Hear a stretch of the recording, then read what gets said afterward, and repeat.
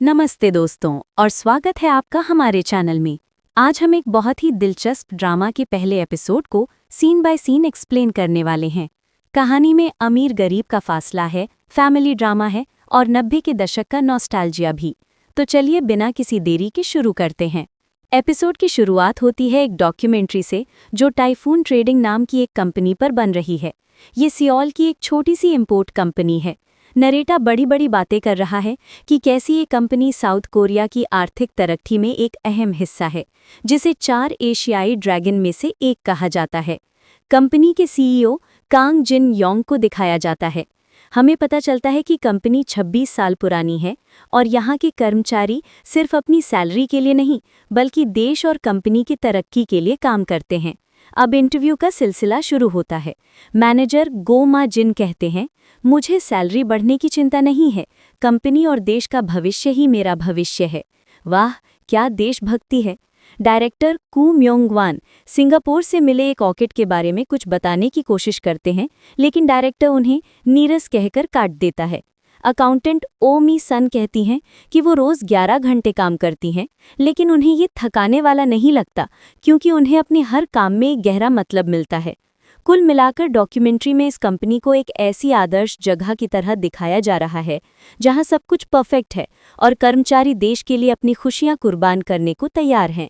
Scene अचानक बदलता है। डॉक्यूमेंट्री अब उस दौर के अमीर नौजवानों पर फोकस करती है जिन्हें ऑरेंज ट्राइब कहा जाता था। नरेटर बताता है कि ये युवा अपने माता पिता की मेहनत की कमाई को लग्जरी और दिखावे पर उड़ा रहे हैं। कैमरा सड़क पर कुछ युवाओं से बात करने की कोशिश करता है। एक लड़की से जब ऑरेंज ट्राइब के बारे में पूछा जाता है तो वो कहती है, संतरा, वो तो खट्टा मीठा होता है। दूसरे बस टीवी पर आने के लिए अपनी माँ को आई लव यू चिल्ला रहे हैं। तभी रिपोर्टर की नज़र एक लड़के पर पड़ती है जिसने जॉर्जिया अरमानी की महंगी शर्ट पहनी है। ये लड़का अपने दोस्तों के साथ मस्ती कर रहा है। यहीं से कहानी के दूसरे पहलू की शुरुआत होती है। अब हम एक नाइट क्लब में हैं जिसका नाम है जूलियानी डांस फेस्टिवल। माहौल पूरा पार्टी वाला है। डीजे सेक्सी टाइगर भीड़ में जोश भर रहा है। तभी क्लब में अब कूजेओंग बॉयज़ की धमाकेदार एंट्री होती है। ये वही अमीर लड़कों का ग्रुप है जिसे हमने थोड़ी देर पहले देखा था। वो एक ज़बरदस्त डांस परफॉर्मेंस देते हैं और सब उनसे इम्प्रेस हो जाते हैं। इसी बीच हमारा एक और मेन कैरेक्टर कांग ताइपोंग गलती से एक प्राइवेट रूम में घुस जाता है जहां एक दूसरी पार्टी चल रही थी। ताइपोंग थोड़ा घबराया हुआ और सीधा साधा लगता है। वो उस ग्रुप की पार्टी खराब कर देता है जिससे उस ग्रुप का लीडर भड़क जाता है। ताइपोंग नुकसान के पैसे देने की बात करता है और उन्हें सलाह देता है कि क्लब में बैठने के बजाय डांस फ्लोर पर जाकर नाचो। बस यहीं से मामला गर्मा जाता है। क्लब में कहासुनी अब हाथपाई में बदल जाती है।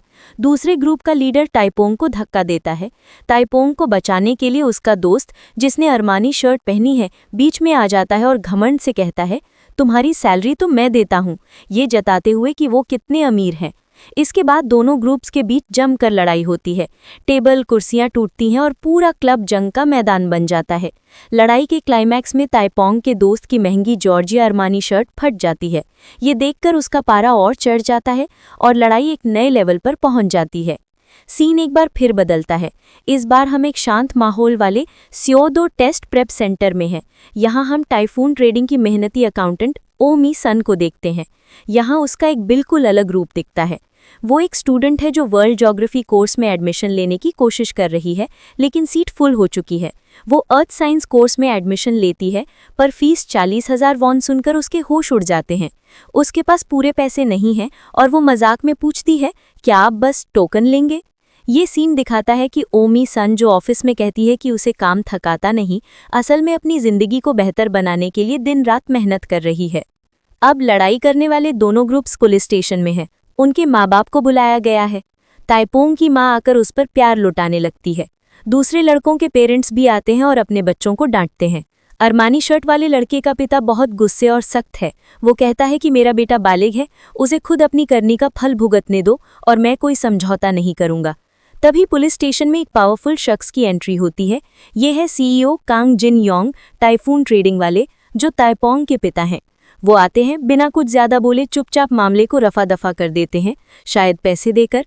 वो अपने बेटे ताइपोंग की तरफ देखते तक नहीं और उसे पूरी तरह से इग्नोर करते हैं।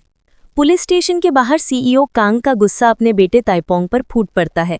वो कहते हैं, तुम्हारे जैसे बेटे को अपना कहने में मुझे शर्म आती है। और फिर गुस्से में वो ताइपोंग को एक जोरदार थप्पड़ मार देते हैं। ताइपोंग हैरान रह जाता है। उसकी माँ भी चौंक जाती है। ये शायद पहली बार है जब उसके पिता ने उस पर हाथ उठाया है। इस बेइज्जती से दुखी होकर ताइपोंग वहां से भाग जाता है। अगले सीन में हम ताइपोंग को एक ट्रेन स्टेशन पर अकेला और उदास देखते हैं। वो अपने दोस्तों को मैसेज करता है, आज पापा ने मुझे पहली बार मारा और उन्होंने ये भी नहीं पूछा कि लड़ाई क्यों हुई थी। देर रात की ट्रेन में हम देखते हैं कि ओमी सन काम से थक कर घर जा रही है। उसी ट्रेन में दुखी और उदास ताइपोंग भी बैठा है। ताइपोंग की नज़र ओमी सन पर पड़ती है जो एक बिजनेस अखबार पढ़ रही है। अखबार की हेडलाइन 1997 के एशियन इकोनॉमिक क्राइसिस के बारे में है। ताइपोंग उससे अखबार मांगकर पढ़ने लगता है। उसकी नज़र जॉर्जियो अरमानी के एक ऐड पर पड़ती है जो उसे अपनी फटी शर्ट की याद दिलाती है। ये सीन अमीर ताइपोंग की दुनिया और मेहनत करने वाली मीसन की दुनिया के बीच के अंतर को दिखाता है, जो एक ही आर्थिक संकट के दौर से गुजर रहे हैं। एपिसोड 1 तूफान का मौसम टाइटल के साथ खत्म होता है। अगली सुबह सीईओ कांग को अपने किए पर पछतावा हो रहा है।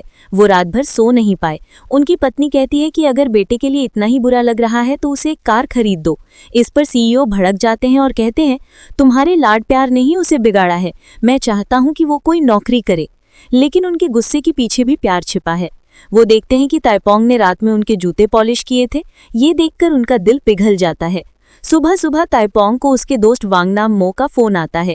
वांगनाम मो उसे बताता है कि उसे एक TV dating show I love you studio में जाना था, लेकिन उनका तीसरा दोस्त फोन नहीं उठा रहा है। वो ताइपोंग से उस दोस्त की जगह शो में आने की मिन्नतें करता है। ताइपोंग पहले तो मना करता है, लेकिन दोस्त के जोर देने पर मान जाता है।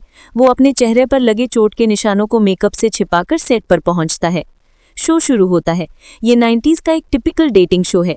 कंटेस्टेंट नंबर 1 और 2 अपना मज़ेदार इंट्रोडक्शन देते हैं।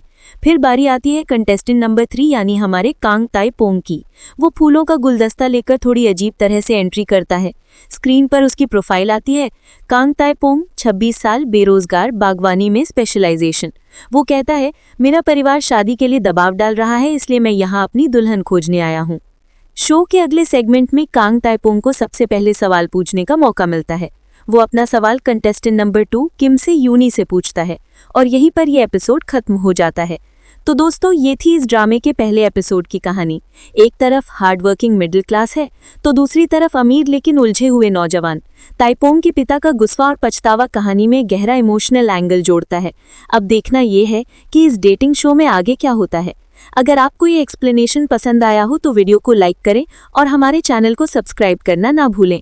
मिलते हैं अगले एपिसोड में।